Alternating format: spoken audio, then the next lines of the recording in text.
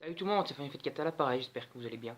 Aujourd'hui on se retrouve pour la review du chapitre 8 de Fairy Tail, La quête de 100 ans, qui était franchement un assez bon chapitre, encore une fois, qui permet un peu de développer les bails sur les dieux dragons.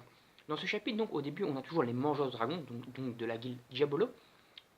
Ils veulent donc attaquer le dieu dragon qui s'est présenté à eux à la fin donc, du chapitre précédent, mais ils se font rappeler par un de leurs collègues, un de leurs collaborateurs de la guilde, qui a une magie de centre qui permet de téléporter donc les personnes en les transformant en centre et en les téléportant de cette façon-là.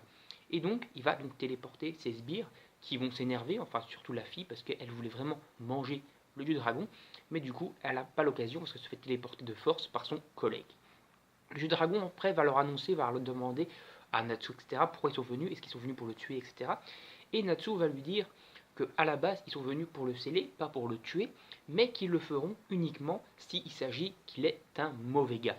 Donc, le dieu dragon de l'eau, au final, dit qu'il faut le sceller, parce qu'au final, il va leur expliquer un peu plus tard dans le chapitre pourquoi il faut le sceller, mais surtout, on va se rendre compte qu'au final, le dieu dragon de l'eau ne fait que des trucs bien autour de lui pour le moment.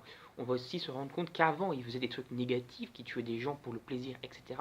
Et qu'il a complètement changé lorsqu'il a rencontré une femme qu'il a sauvée d'un naufrage, et qu'au contact de cette femme, il a complètement évolué et changé sa façon d'être et ses mentalités. Mais il leur dit qu'avant, il a quand même tué d'innombrables humains et que c'est d'ailleurs pour ça que le maître de la guilde, de la première guilde qui a été créée, donc, leur a donné la quête de 100 ans de sceiller ces dragons parce qu'au final, ils sont super dangereux. Et en fait, ils étaient super dangereux et surtout toute la famille du maître de guilde, de la guilde qui a donné la quête de 100 ans, quoi, a été décimée par ce dragon et donc il est tout à fait logique, légitime, qu'ils veulent, entre guillemets, se venger de dragon qui a tué sa famille. Même si au fil de l'épisode, on va se rendre compte qu'en fait, ce dieu dragon de l'eau, comme je disais, c'est quelqu'un de très positif. Il a créé une tour de guet qui va lui permettre de voir les bateaux naufragés pour aller sauver des humains. Il est occupé à s'occuper carrément donc, des habitants de la ville qui auraient dû se noyer parce qu'il y avait la marée qui a transformé la ville, qui submergeait la ville, mais il les a transformés en poissons pour qu'ils puissent survivre dans l'eau, etc. Il leur a donné de la magie et tout pour les aider du mieux qu'il peut. Donc voilà, vraiment un très bon gars.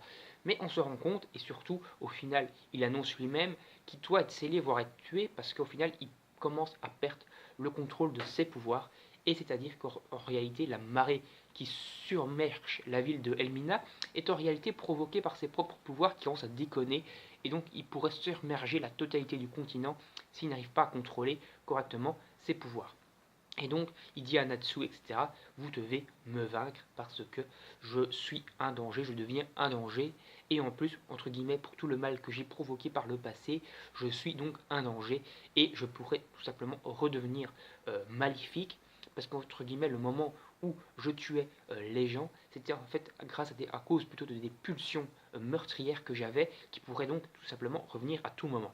Et donc voilà, donc chapitre encore une fois très bien dessiné, à la fin de ce chapitre, on apprend donc qu'il y a un cauchemar, donc c'est-à-dire qu'en fait, le vieux dragon de l'eau, Merphosia, a donc un cauchemar, quelque chose qu'il doit régler avant, qui est pour lui son cauchemar. On ne sait pas c'est quoi ce cauchemar, on le saura certainement dans le chapitre prochain, et surtout le chapitre se finit donc sur Skerion, donc c'est en fait le mage de la guide Diabolo, des mangeurs de dragons, qui a téléporté donc ces deux sbires à lui, Skerion qui semble donc être un peu un chef de cette guilde, un mec, en tout cas un mec un peu supérieur aux autres.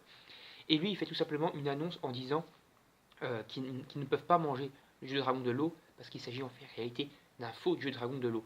Donc est-ce que c'est quelqu'un qui se fait passer pour le jeu de dragon de l'eau ou est-ce que c'est vraiment le jeu de dragon de l'eau? On ne sait pas vraiment, cette phrase est assez énigmatique et elle sera donc révélée dans le chapitre suivant. Donc en tout cas, comme je vous le disais, encore un très bon chapitre, pas mal riche en révélations. Le manga au final n'avance pas super vite.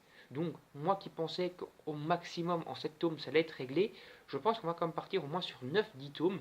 Et ça c'est pas pour me déplaire, c'est-à-dire qu'on va quand même avoir au minimum une centaine de chapitres, parce qu'il va quand même avoir 5 dragons à battre.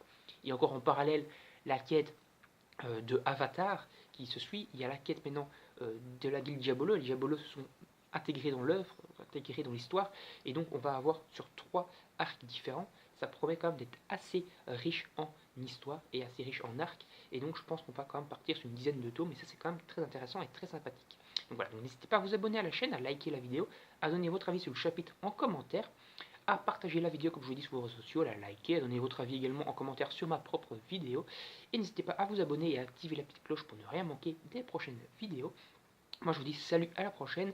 On va essayer de se retrouver avec Boruto, mais ce sera certainement demain. Je suis encore vous faire la review d'Eden Zero, la review de Titan, de Attack of Titan. Mais bon, pour l'instant j'ai pas mal de boulot à côté, mon vrai boulot. Et donc je suis un petit peu pris par ça, mais j'essaie quand même de vous sortir des vidéos comme vous le voyez. Allez, salut, à la prochaine, on se retrouve pour une prochaine vidéo. Bye bye tout le monde.